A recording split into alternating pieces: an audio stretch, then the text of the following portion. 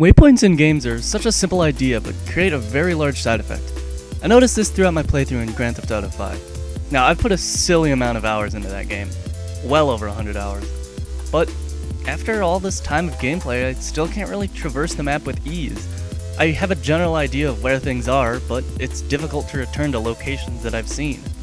On the other hand, I know the map of Grand Theft Auto Vice City pretty damn well and can probably find a location based off another picture of the surrounding areas.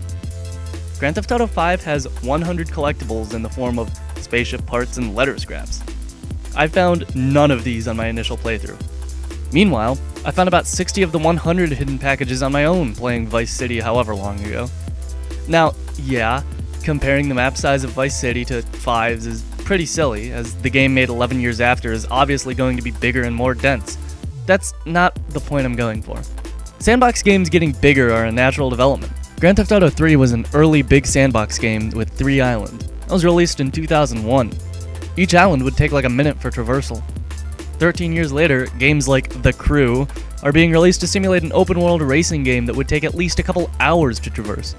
Sandbox games are getting bigger. It only makes sense. The point I'm getting at is the consequences of the waypoint. Nobody wants to figure out routes on their own with such a big map. It'll be frustrating and annoying, and people generally don't have time for that. Solution? Create a trail for them to follow. It's a simple and easy solution to the problem. But doing so creates a world based on a minimap. People become more focused on how to get to their destination than the trip it takes to get there. Now, one may argue that in a game like Grand Theft Auto where you're driving through the same city over and over that, the trip might not be important. If that's the case, then you're not enjoying the drive. Take a taxi everywhere, which I ultimately ended up doing. The issue that arises is, even with this massive environment with plenty to look at, people are taken away from enjoying it past the first couple hours.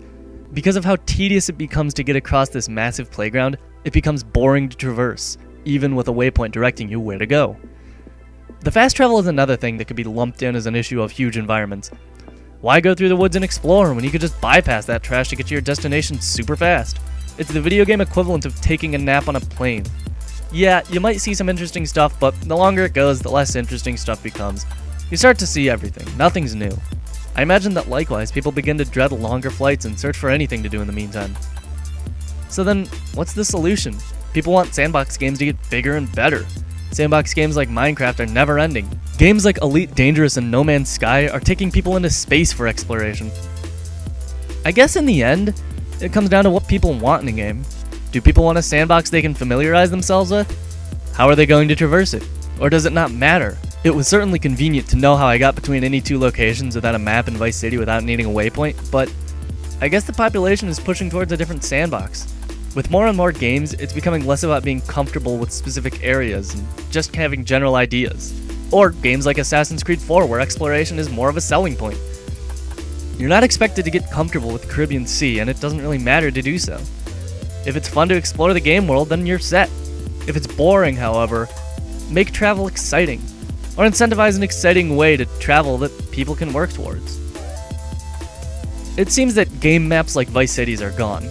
Video games have moved to a much grander scale where you can get lost and spend hours combing through the environment. Maybe that's not a bad thing. Maybe sandbox games are going through a paradigm shift, and maybe in the future, I'll interact with game environments in a manner that I enjoy more so than simply being comfortable with a familiar setting.